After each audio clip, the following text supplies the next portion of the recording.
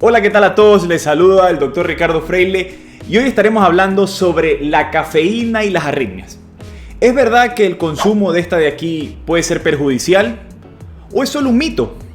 Pero, ¿qué nos dice la evidencia en la actualidad sobre el consumo de este tan preciado componente? Si quieres saber la respuesta a estas preguntas, quédate hasta el final del video. ¡Vamos!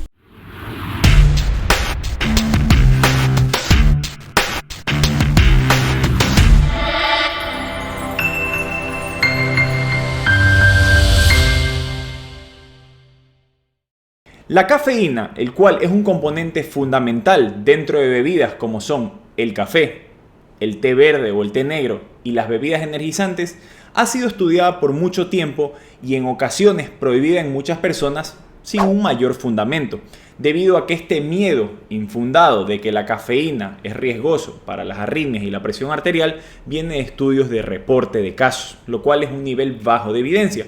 Pero en la actualidad vamos a revisar toda la evidencia más importante para saber y así tomar una decisión más sabia. Lo primero que ustedes tienen que saber es que la cafeína, cuando nosotros la consumimos, se absorbe el 100% de ella y a la hora de haber consumido se ven sus máximos efectos. Puede durar una vida media entre 5 a 6 horas. Esta de aquí tiene dos efectos de estimular la parte cardíaca y dos efectos protectores. Los dos efectos estimuladores se logran por mecanismos de activar el sistema simpático. El sistema simpático está compuesto por adrenalina y noradrenalina y se ha visto que cuando uno consume cafeína, esto aumenta 200% la adrenalina y un 75% la noradrenalina. Y acuérdense que estas de aquí provocan aumento de la presión arterial y aumento de la frecuencia cardíaca. Por otro lado, la cafeína aumenta la biodisponibilidad de calcio dentro de las células y esto a nivel del sistema cardiovascular aumenta la conducción eléctrica, por lo tanto puede ser proarritmogénico. Pero veamos el otro lado. La cafeína bloquea los receptores de adenosina y se ha visto que al bloquear los receptores de adenosina en las células cardíacas de la aurícula disminuye la aparición de efectos arritmogénicos y la conducción eléctrica acelerada, por lo tanto protege contra las arritmias. Y por otro lado, el consumo de cafeína, que generalmente lo hacemos en el café o en el té verde, estos de aquí están acompañados de otras sustancias llamados polifenoles.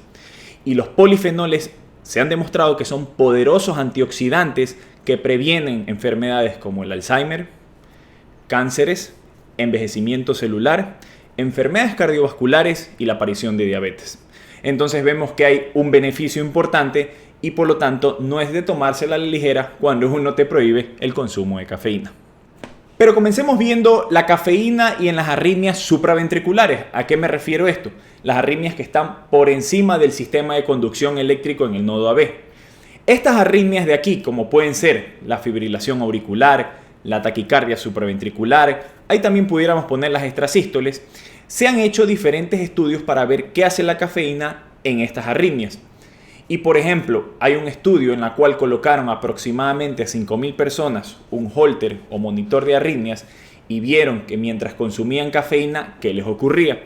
Y se dieron cuenta que no había un aumento de estos episodios arritmogénicos, por lo cual ya deja en duda que aumente el problema de las arritmias.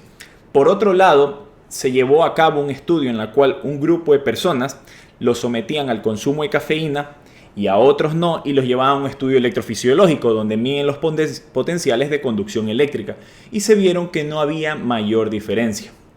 Con lo cual ya nos deja con la evidencia clara de que por ahí pensar que simplemente consumir cafeína me va a llevar a una arritmia no es algo de todo correcto. Por otro lado, se ha estudiado el efecto de la cafeína en las arritmias ventriculares, que estas de aquí por lo general son más peligrosas. Y es del músculo, de la parte ventricular, de la parte baja del corazón.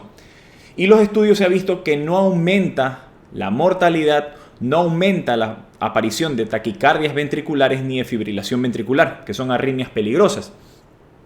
Con esto de aquí, ¿qué quiero decir? Que muchos de estos pacientes en los cuales se les ha dado cafeína son pacientes sanos y hay que tomarlo en consideración a diferencia que fuera un paciente enfermo.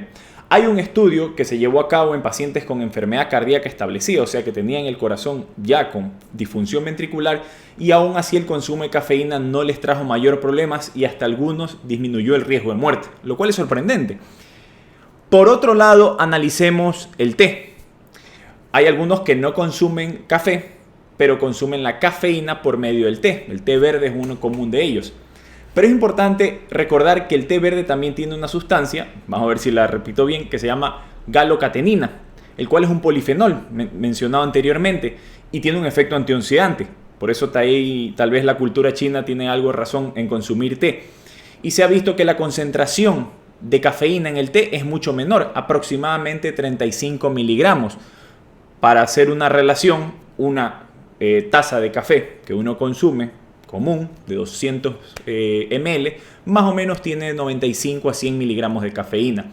Y los estudios que yo les mencioné anteriormente eran dosis entre 200 a 300 miligramos de cafeína, o sea, más altas del consumo promedio. Ahora, el consumo de bebidas energizantes, las cuales promedio, ustedes conocerán diferentes marcas, tienen 500 miligramos de cafeína. ¿Cuál es el problema hasta acá?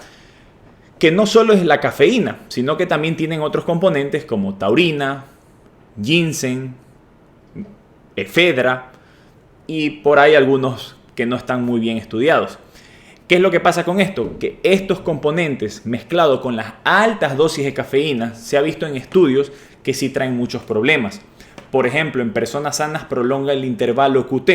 El intervalo QT es un periodo refractario en la parte de conducción eléctrica que si este se prolonga puede predisponer a arritmias peligrosas. En otros se ha visto mayor riesgo de problemas de arritmias ventriculares y arritmias supraventriculares. Y estamos hablando de personas sanas. Peor aún su consumo en una persona con enfermedades cardíacas, lo cual las guías internacionales americanas y europeas lo contraindican en su consumo y no lo consideran ni siquiera un suplemento.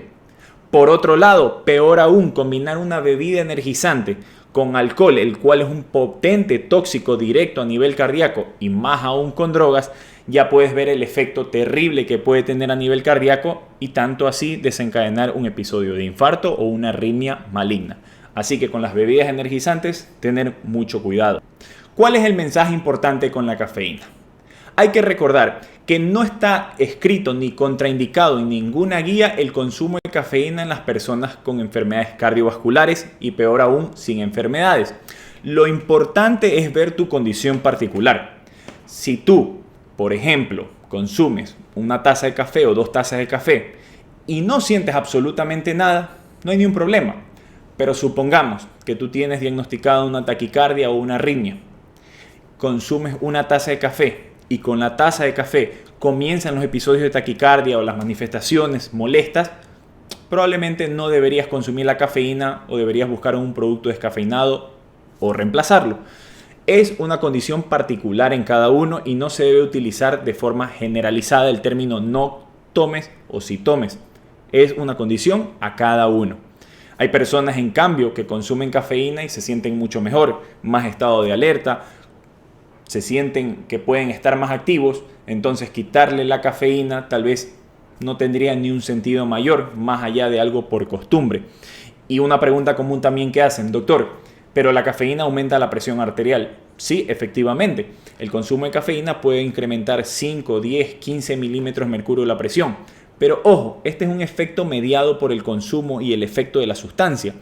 Esto dura 5 a 6 horas, razón por la cual cuando uno se va a tomar la presión es mejor no haber consumido cafeína. Pero esto de aquí no está demostrado en ningún estudio que el hecho de que tú tomes café va a hacerte hipertenso o peor aún va a ser refractario el tratamiento. Así que siempre tener mucho cuidado y si tienes dudas y no está claro y no sabes qué hacer, siempre consulta con tu médico para que te dé la idea, la apertura y sepas qué es lo más óptimo en tu caso particular. Y esto fue hablando de la famosa cafeína, un terror muy común, algo de muchos mitos y que muchas personas a veces terminan con miedos injustificados. Y si tú tienes más preguntas interesantes y te encanta el café, como a mí, déjame tus dudas y tus preguntas en la zona de comentarios para poder resolverla y saber qué otras cosas importantes te han dicho sobre la cafeína. Y también importante, me ayudas mucho dándole al botón de me gusta. Date ese momento, dale el botón de me gusta para que este video llegue a más personas y también suscríbete, dale a la campanita para que te avisen cuando haya otro video.